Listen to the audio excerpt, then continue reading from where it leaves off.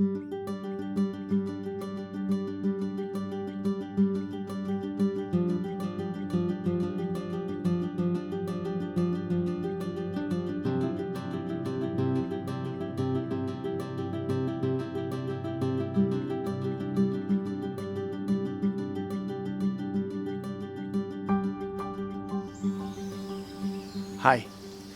It's often said that forest photography is one of the most difficult to master.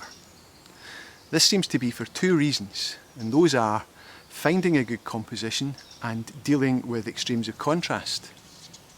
In terms of composition, if you consider when you walk into a forest for the first time, you're presented with this huge mixture of shapes. There's nothing obvious, no obvious focal points, and more often than not, very little in the way of leading lines. So it's easy to understand why. In terms of contrast, if you consider that a forest is beneath a canopy, the light is very even beneath that canopy, but in between the branches and the trees we have, even in dull days like today, we've got big areas of bright light like this.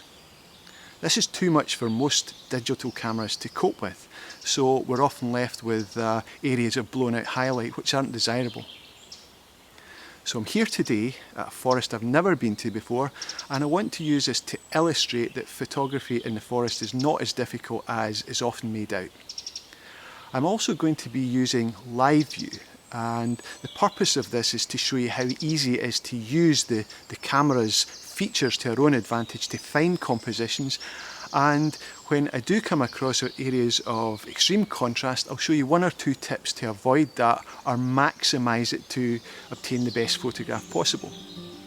So let's wander into the forest here and explore some examples of forest photography.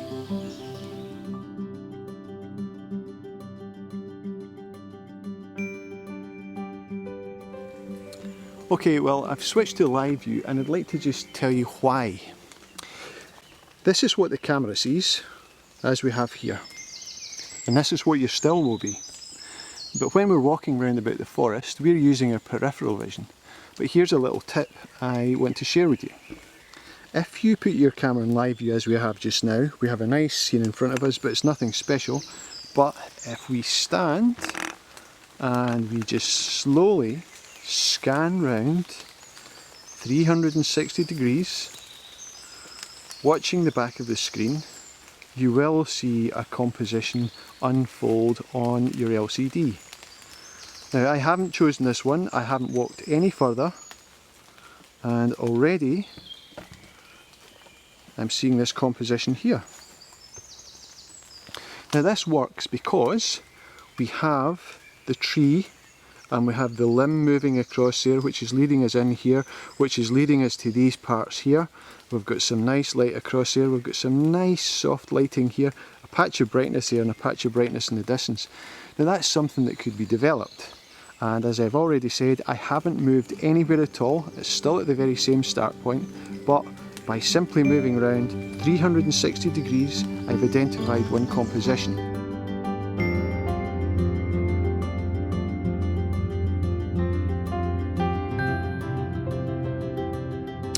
Okay, well, moving on again, let's walk through this little path here. And I'm not going to dwell on this too much, I'm just going to use this as a few examples just for a moment or two. So I'll walk a little bit speedier and let's see what's happening. Now, nothing exciting that direction, nothing exciting that direction, but there's coming up ahead is this area of interesting light coming through the trees. So let's stop here just a moment. Now what have we got? We've got some nice soft diffuse light. We can position the tree there so it comes up, brings us round, and we can explore the light round about there. So this is quite nice actually, because we've got this area of soft light being diffused through the forest, our focal point in these here. So again, another good composition.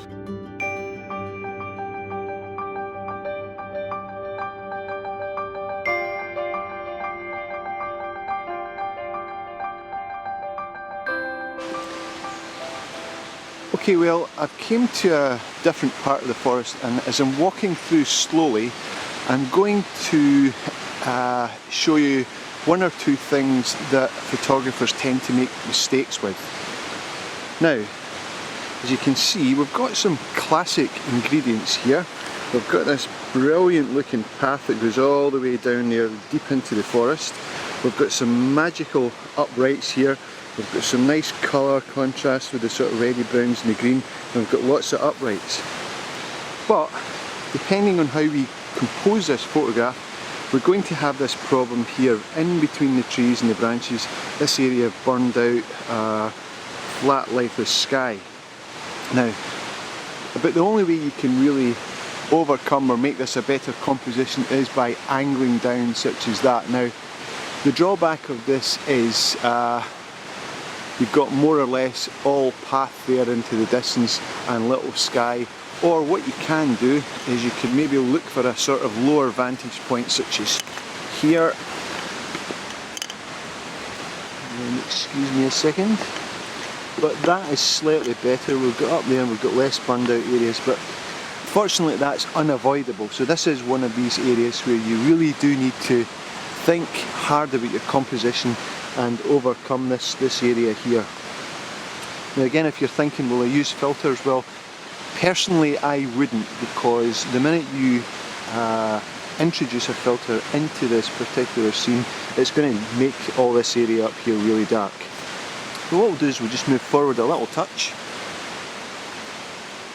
and you know, sometimes it's a case of just moving a few steps. Now I've only moved about 5 or 6 meters here, and I'll just set up the camera, and as you can see, that's not too bad a composition. I'd be quite happy with that.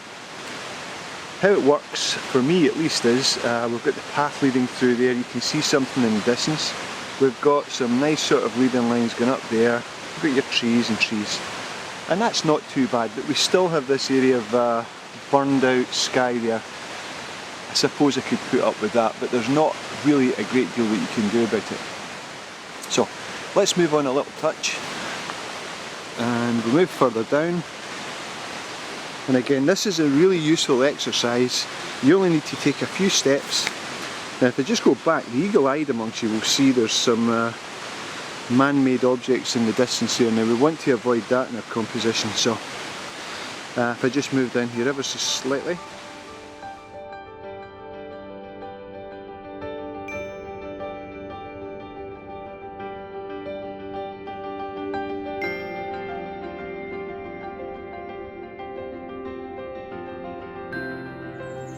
Well, that's all for this video, and I hope there's something you can take from these tips into your own photography.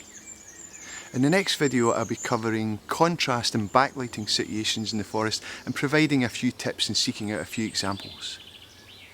If you'd like to subscribe to my video channel, I'd be absolutely delighted to see you there. And meantime, thanks for watching.